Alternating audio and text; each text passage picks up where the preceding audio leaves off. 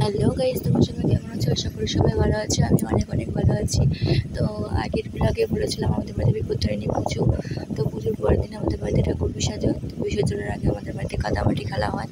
তো ওই যে দেখো, সবাই কত আনন্দ করতে করতে নাচানাচি করছে আর কাদামাটি খেলছে। প্রচুর আনন্দ হয় জানো তো। আর সবাই আসে, সবাই এক জায়গায় হয় সবার সাথে। এই যে কত সুন্দর আনন্দ, তোমরা দেখেই বুঝতে পারছো। ঠাকুর নিয়ে যাচ্ছে আমাদের বিসর্জন করবে নদীতে। তো আমার ভিডিওগুলো যদি ভালো হয় অবশ্যই একটু লাইক কমেন্ট শেয়ার করবে। ছোটো ছোটো ব্লগগুলো আমি করি।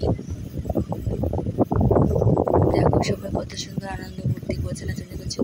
অবশ্যই আমি ছিলাম না, আমার অসুবিধা ছিল, তাই আমি বাড়িতে শুয়েছিলাম। তো আমাকে ধরে এনে এখানে কাদার মধ্যে চুপিয়ে দিয়েছে। আমার স্নান হয়ে গেছিলো, যেহেতু দেরি পড়েছিল কাদামাটি খেলতে এবছরে। তো আমি তার আগে স্নান করে নিয়েছিলাম, তবুও আমাকে ছাড়েনি, ঘরের থেকে নিয়ে টেনে বের করে নিয়ে এসছে। তো দেখো নদীতে নিয়ে গেছে, নদীতে কেউ স্নান করতে পারেনি, কারণ নদীতে পানাতে ভর্তি হয়ে গেছিলো। এই যে কচুরি পানা বলে সেইগুলোতে। তো কিছুটা সাইড করে, কচুরি পানা সাইড করে ওখানে ঠাকুর বিসর্জন দিয়ে বাড়িতে এসে সবাই স্নান করেছিল। ভেবেছিল যে নদীতে গিয়ে স্নান করবে, তো কেউই পারেনি স্নান করতে। তো আমি বাড়িতেই ছিলাম, নদীতে যেতে পারিনি।